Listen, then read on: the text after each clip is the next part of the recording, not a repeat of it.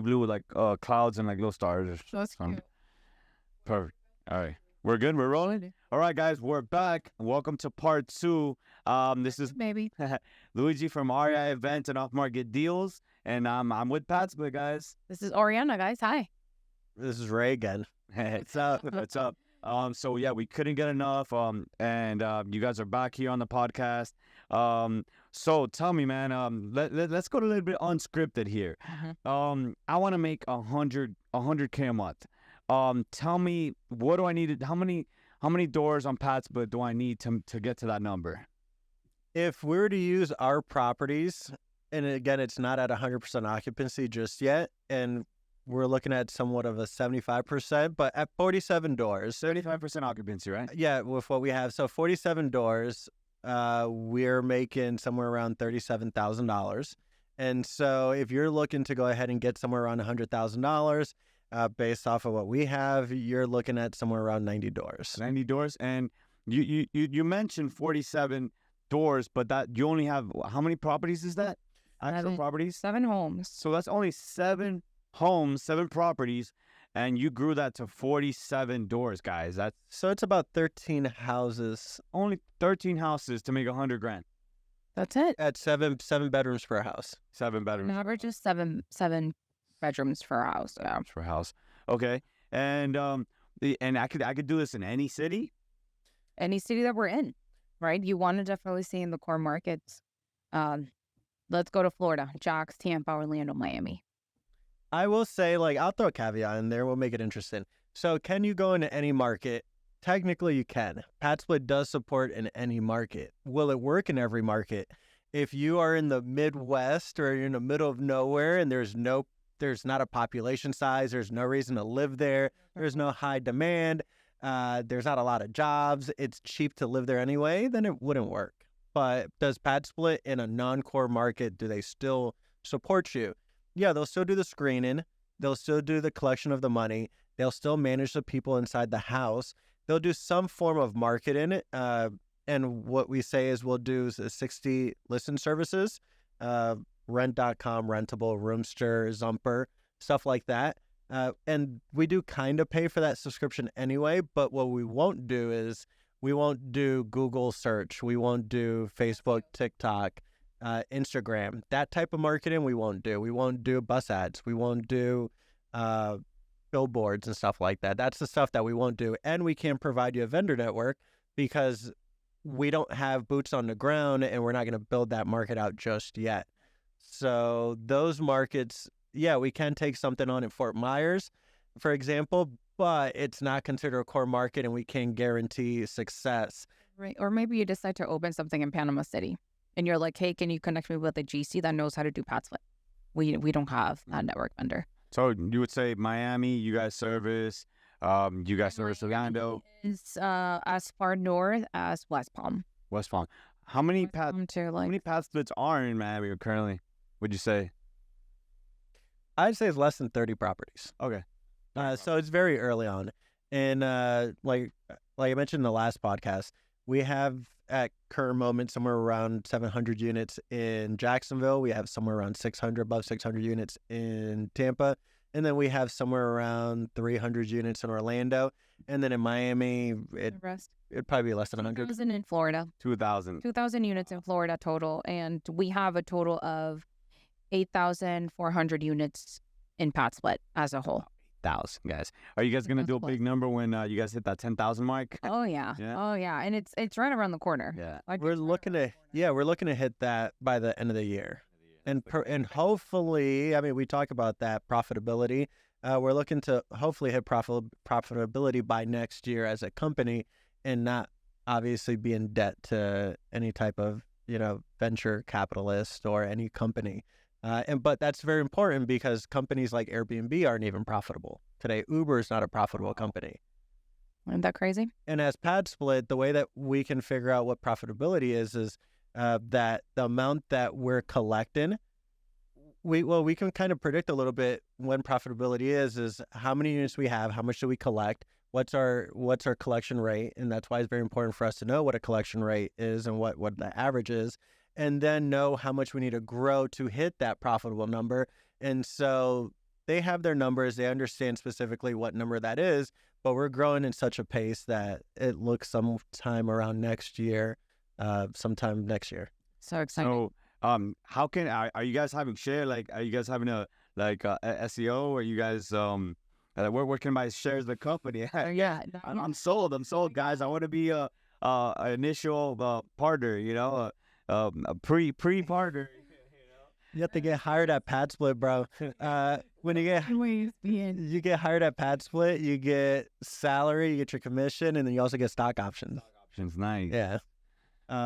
They raise capital, but I believe we're not looking to raise capital anymore. I don't know if you knew that, but our Series B was funded by Mark Cuban, Citibank, and Cox Enterprises. Yeah, I think you mentioned that. Mark Cuban is behind us. You know, it's pretty big. Were you guys at Shark Tank? I know. It's funny. It's a question that does come up. So think of like a university or maybe like Yale. What? I know that you're talking about the incubator. Yeah. So StarTech is essentially like a variant of Techstar. Techstar. StarTech. Okay, of course. My You translated in reverse. self. Techstars is university for really incubators, technology companies. And once you actually graduate, and not everybody's able to graduate in a way, you're able to expose and present this to other investors that are interested. And Mark Cuban, chose to actually invest in us, which is really, really exciting. So no, not Shark Tank. We probably would have gotten all of them to want to invest in us if it would have been Shark Tank. We were able to get a funny story. Mark Cuban to go ahead and send like a congratulations to a specific host. Okay. That we help him manage out in Tampa. And so when he hit his year mark and he hit over 100 units, they celebrated it by requesting and reaching out to Mark Cuban. And Mark Cuban went ahead and sent a message directly out to Mike. So it was a nice little gesture for hitting a milestone within Padsplit. But then now Mike's at somewhere above 260 units. So With Padsplit? with Padsplit. Wow. He's generating He should hit 200. 200 a month. You should hit 200 this month. 100,000 a month. Wow. With under 60 properties, right? And properties is a loose term because half a duplex would count as a property. He has ADUs. He has ADUs. He has half duplexes. He has single family homes. So it's a mixture of things, but still they add up to be properties. And yeah, he has less than 60 properties, generates more than $200,000 just on Padsplit.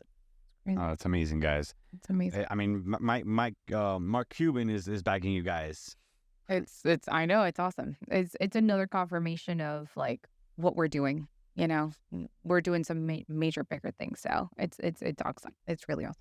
No, I love to see your journey. I think I'm going up to go see you guys in Orlando. Tell me a little bit about that. You guys like going to the Bigger Pockets conference? Yeah, we're gonna be at Bigger Pockets conference, which is next week. Thank you for reminding me, because God knows. We're gonna be there as vendors, and we'll be presenting as well. Our CEO is gonna be presenting in front of tons of individuals, and we're also having a Padsplit happy hour after party. I think it's kind of a Bigger Pockets after party where we have the CEO of Padsplit plus a lot of figureheads of the company there and a lot of management.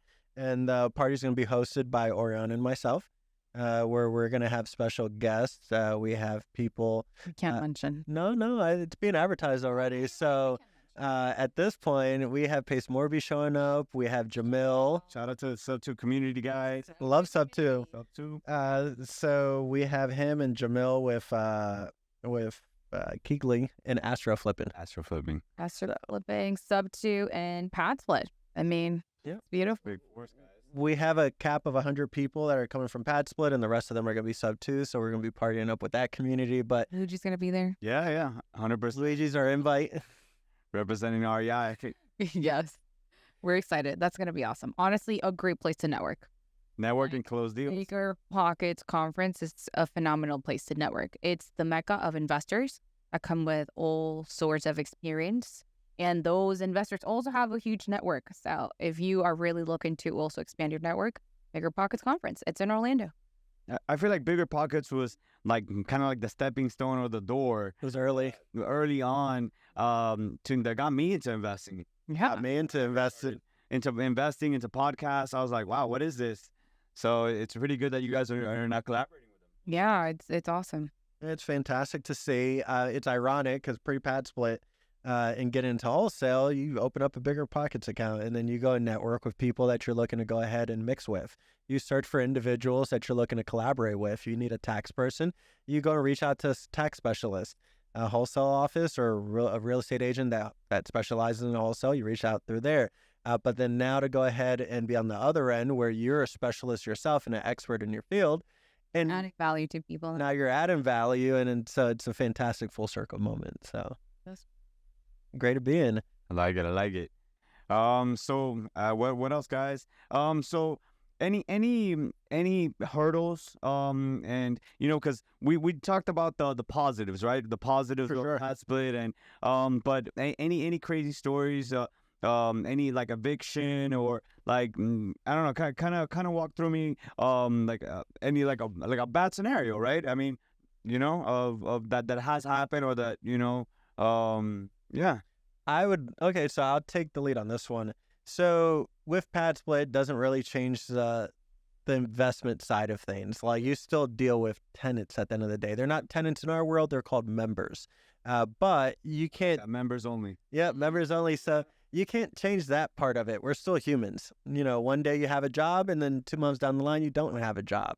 And so what Padsplit's good at is mitigating risk. Okay. So if you have a 6-bedroom house and one room doesn't pay, what's the solution to getting someone out of your house? It's still an eviction. I mean, at the end of the day, it's still an eviction. So because of that, now do you still, pay up and do you still go through the process of it? Yes, but you're still making income on 5 other rooms, and Padsplit's not charging you anything because you're not generating anything. Padsplit would only charge you when you have income and money. So if you're not making anything, we're not charging you anything. But with that being said, yeah, will someone try to sneak in all the time? Will someone sneak in a pet? Will someone try to sneak in a child? Will someone sneak in a loved one? Yeah, that happens. I think a crazy story is he gets a call from a host Okay. and she's like, I need your help. I don't know what to do. So turns out, correct me because I feel like, So this person got locked out of the room and she broke the window to get in. That's our property. No, Oh. because you're in Jacksonville. Keep going. And she's calling and saying that she needs to get in. Yeah. And she's like, well, I can't help you right now. And she breaks the window. Well, it's our option to get in. And she's like, oops, I guess I'm in now. Someone broke the window. But there's no cameras, right? Yeah. And so the actual host couldn't really verify that it was this person, but 1 + 1 equals 2. She definitely broke the window. Literally, it's just like, well, I don't need your help. I'm in fine anyways. Thank you. Someone broke the window. Oops. And then she's inside of the house. Yeah, that happens. Yeah, I got that phone call. We were at a convention. I get a random phone call. Do I charge the guest? Do I charge the member in the house? Who do I complain to? Fantastic. Contact host support. They'll guide you in the process. They'll document what's going on. And then from there, they'll talk to the member. Pats will talk to the member. It resulted in that it's just cheap to go ahead and replace the glass, move forward. The member pays a move-in fee, and that move-in fee is non-refundable. All right. It acts as a deposit of sorts, and then they just never get it back. The move-in fee is like $100 or whatever you set it to be. So if it's just a piece of glass or something like that, less than $100. Yeah, we had another one where in one of our houses, actually, she actually rented a private ensuite. So she had a bathroom to herself in a really good large bedroom size. So members were complaining because they saw an unrelated, like a person that nobody knew and was living in the house. A So, lover. well, probably it was a +1 for sure. So our property manager's like, hey, do you guys have cameras? Because they keep complaining about someone else living in the house and I cannot figure it out who it is. So we had cameras. We figured out it was that room. She was bringing a boyfriend and she was confronted about it. Wow. Property manager was like, is this your brother, husband, boyfriend? She's like, no, nobody's in here. Nobody lives here. And the whole house was like, we see this person. This person is here all the time. And we had to almost show proof with the video. And she's like, that's not me. And we're like, what? It's you. That's you. So we get those situations where people like lie about the smallest things. Yeah, you'll get, and it goes further. Does a person like I said, the guests that come over, the pets, the non-payments. I'll give you like a thing on non-payment. 2 payments in a row that someone misses on Padsplit. If it's over $300 balance, that person gets terminated automatically. If you're paying $200 a week, by the second week you're above the $300. So it's one or the other. It's either balance of $300 or 2 consecutive payments. You're then terminated off the platform. So we catch it early. So let's say like a normal rental, you won't find out until a month after. Let's say they give you a promise to pay, then 2 months after. And then 2 months in, you didn't collect any money or partial payment, and then now you have to go through an eviction. That's a lot of money. As a Padsplit, 6 rooms, 1 person doesn't pay. We find out in a week, and then Padsplit's working on getting that person to pay on time, schedule some form of a payment so that it doesn't go over 300. And then let's say they miss the second week. Okay, cool. Now they're terminated, and Padsplit will then, they can't evict them, but they'll terminate them off the platform. They're no longer members of Padsplit. And at this point, then the homeowner can go ahead and do an eviction or cash for keys. But again, you're still making money on your other rooms. Of course. I love that. Yeah, I mean, I always say the more doors, the less risk. The more doors, the less risk, because you have 1 mortgage payment, and then you have five or 6 tenants. Diversification of risk. And here goes the other thing. When we talk about like revenue streams, having multiple revenue streams, with a Padsplit, you're essentially getting multiple revenue streams. They say, 10 revenue streams get you $1 million or something like that. Well, in a single family home, you're getting eight income streams. It's a multifamily returns on single family homes.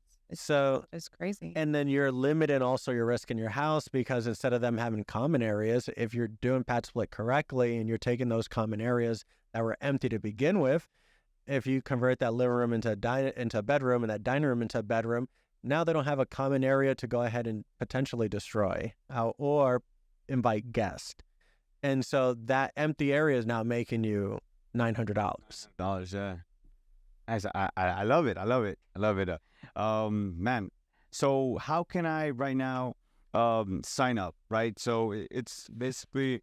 well, first and foremost, Luigi knows how to get a hold of us. So if you don't know how to get a hold of us, he will connect you with. I'm gonna drop the link in the bio. 100% to sign up, guys. It really costs you nothing, but just book a meeting with us. If you have a property that you consider would be a great fit for Padsplit, we will analyze it together. We can run the numbers and give you an estimated of what it could potentially generate. And if you love the numbers, like, let's continue, right? Let's get you into becoming a Padsplit host, but it's that simple. Book a meeting with us or slide in our DMs.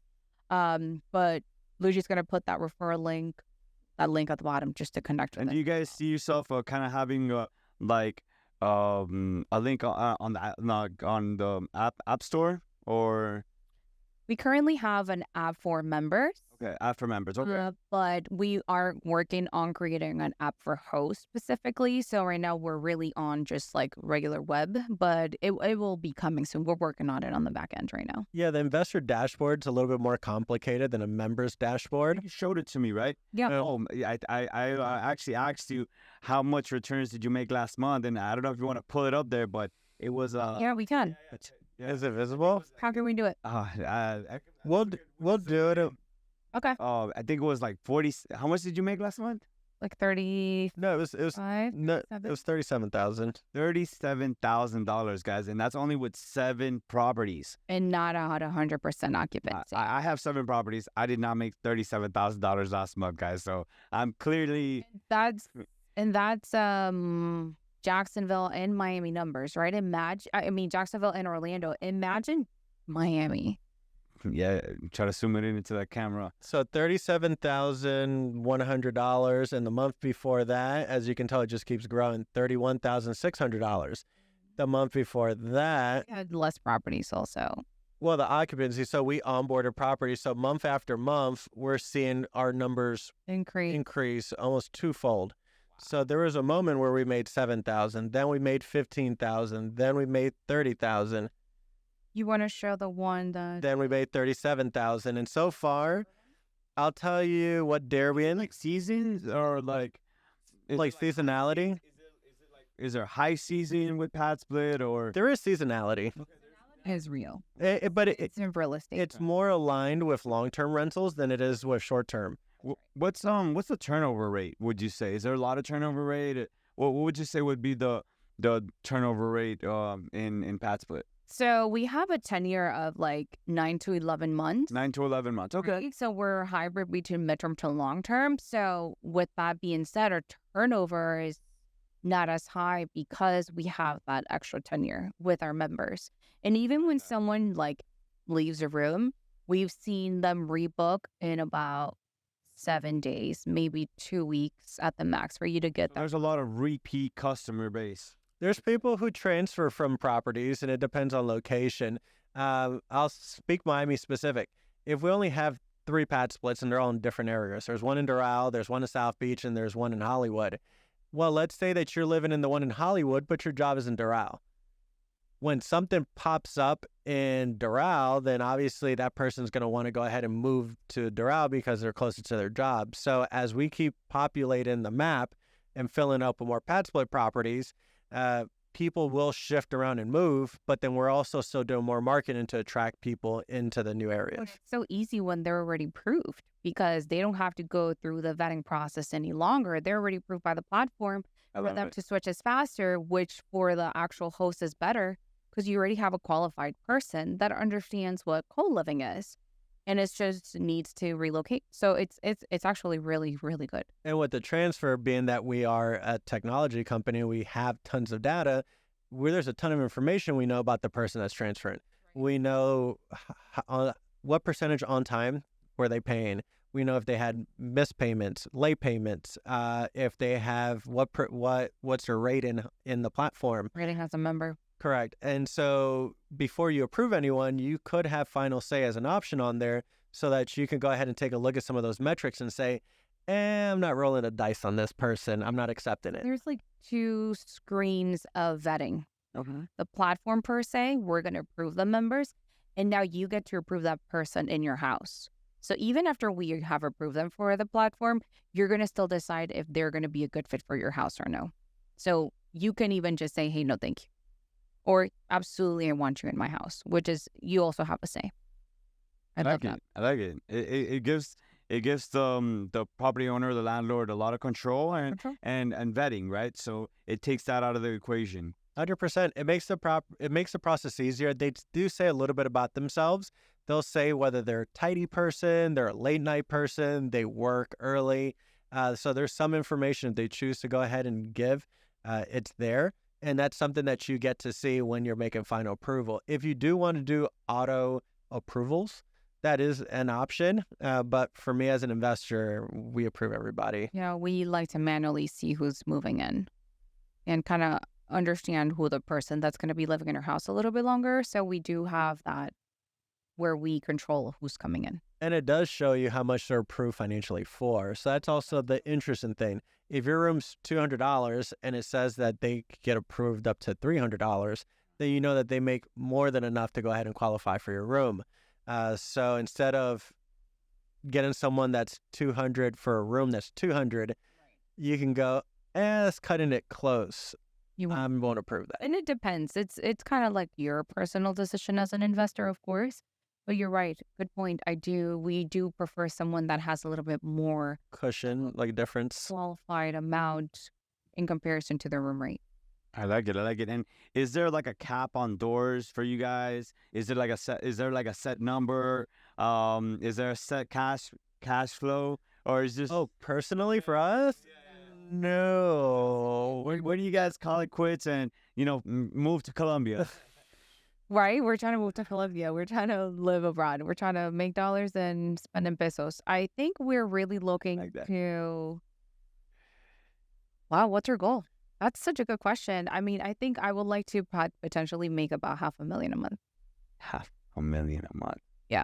Wow, I'm thinking, I'm over here at 100 grand for me. I but $500,000 is that this is scalable. And the scary thing about the scalability of this is that you know what your metrics are, you know what your averages are. The same way that Padsplit can kind of predict a little bit about when they're hitting profitability, you can look at your portfolio and say, oh, well, at 75%, what I'm making is this amount. So if I can increase my occupancy and I can add a couple more properties, I know I can generate this amount.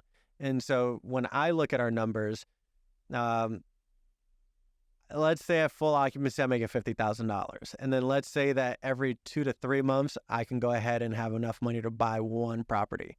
And then so if I'm able to go ahead and do that in a calendar year and buy maybe 6 properties in a year, well, then I'm essentially adding another half of what it is that I'm generating. So that's another, 5 times. Started with $100K a month.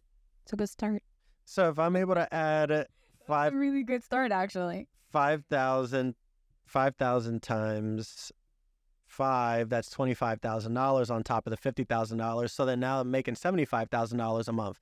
And so at $75,000 a month, maybe I'm able to buy every 2 months 2 houses. Yeah, just consistently adding to the portfolio. Consistency. Yeah. So our number, I don't have a number to stop. What our goal is to continue it kind of snowballing. Okay. And then doing something else on the side. So whether it's a flipping business, whether it's commercial properties, development properties, Buying an 8-unit multifamily building, Yes. 20-unit, and converting the whole 20-unit into Padsplit. Imagine, Wow. Padsplit house. dude, in Atlanta, they've converted elementary schools into Padsplit. They Converted a church. into Padsplit, a dentist office into Padsplit. It's live, guys. It is live. It's fair game. Everything is valid. Okay, there's very little things that we don't do. We don't do manufactured homes. We don't do mobile homes. Because no one wants to move into it, and then you also the fees that comes with mobile home parks. And no HOA communities. Okay. Everything hate is HOAs, guys. everything I is fair hate game. HOAs. I'm sorry. We don't live in one. Listen, let me tell you, the smallest thing, his dad lives in an HOA community. He was fined for over-watering and for under-watering. Water, really. And when it burned, Yes. It was like too much. No, I remember when I used to live in an HOA community, I got 3 fines. One because my sister was skating. The other one, skating. No way. Yes. A noise complaint. And the other one because my dad wasn't registered. My dad's car wasn't registered. that's wild. It was Too much time in It their was, hands. yeah, I'm like, let us live. Let us live. 10 in their hands. That is what. Go wholesale, but go do a podcast. Man. That was too much. So yeah, we don't want to work with HOAs because course. of all these things. They have so much time in their hands. It's like, And they do cut into your returns. So if like your HOA is $300 a month, then that's $300 you're losing out. Here in Miami, I've seen some HOAs go for $1,000. no way. It's insane. Yeah, one of the condos, you $1,000. Oh, then you have an assessment. It's crazy. It's like, we're changing the elevator broke, $200,000. You know, and new assessment. So, guys, HOA does no good well with Padsplit, right? No, it really doesn't. And most of these new build communities are HOA. Just don't be that person. Don't be that person. Stay away from HOAs. Like, save yourself some headaches. Honestly, there's phenomenal properties out there without HOA. We intentionally bought our personal home without an HOA because of that, right? Yeah. And tell me about your first Padsplit. Our first Bring me Padsplit. back. Our first Padsplit, obviously a very scary deal because we didn't do a lot. And our mindset of Padsplit was so different back then to what we Really? know now. Yeah, it changed. So we started really acquiring a very big house, Okay. 2,000 plus square feet, because we thought How many? that the bigger square footage was Yeah. the best one to optimize and maximize the square footage in the house. It was a 4, 2.5 It was a 4, 2.5. split level. Right. It's like a 3 level, you would say. Kind of, because there's like the base, there's like the den, there's like a bonus room with washer, dryer, and a half a bath, and then the garage. And then it goes up another floor, which is the main floor that has the kitchen and the living room and dining room. Clearly. And then it goes to the 3rd floor where it has the rest of the bedrooms and the bathroom. So you have some photos. So, right, we purchased this property and we're What excited. was the purchase price? We got this one for, Well, so we first put it under contract for like 160. it was listed at 175, and so our wholesale background kicked in, and yeah, we got that down to like 150, 160, and then we renegotiated closer to closing, so we got it down to 140. Wow, I like it. So it's a 1980 something house. It's a new meme of like the guy's like, sorry, I need a price reduction. Guys, if you guys are getting reductions or asking for reductions, I'm telling you. Always go for the price reduction because the agent needs the deal to close too, and the seller really wants that money. So if you could, I'm a triple Always go for the reduction. You're just a believer, like, if you don't ask, you're not even going to know. So ask. It doesn't hurt to ask. It cost you $0 to ask, and you tried. If it didn't work out, cool, but you at least went for it. so the house was purchased last July when the interest rates started to go up. So we were using a lender. I won't name the lender, but we were using a lender, and basically we were approved to close, and then we weren't approved to close because the interest rate went up. And so that's when it jumped up to like 7 something percent. 5.25%, and then it went like to like 7.25%. So that was hurtful. And they went from 90% purchase to no percent purchase. And they're like, Sorry, we can only cover like. no, they couldn't do it at all. You negotiated and you got them to go ahead and do just 60% of rehab. Okay. So we came out of pocket a lot on that one. We closed cash mostly. But also, it was like, I was like, if we don't do this, we're not going to start it. We're going to lose our deposit. So we ended up closing it. And wood floors, we had to get rid of them. All the bathrooms, we had to redo it. Kitchen, redo. So Everything. Your all-in cost was I think it was like $70,000 to $80,000 purchase. High. It's really heavy. It was a really heavy project, but Might have been like 150 all in, probably. 150 all in. With the renovation, yeah. I would say so. well, we acquired it at 140. So no, we were closer to 200,000, but then it ended up appraising for somewhere around 240, 250, and then we were able to get 75% of it back. Cash out. Yeah. Wow. So When we thought it was really bad. So you It cashed turned out. out And very beautiful. and how much does it cash flow right now? 77 a month. 7,700 a month. $700 a month. Yep. And how much is your mortgage payment? 1,500. $1,500, guys. $1,500. Right there. And with high interest Right there, you're cash flowing about 5,000, again. 5,500 a month, more or less. Yeah. Well, guys, And the wild thing is the appraisal came back with rental comps, and the rental comps for that neighborhood was $1,500. So when it comes to it, it's like, okay, well, if you do traditional rental, it's only $1,500 that you're making.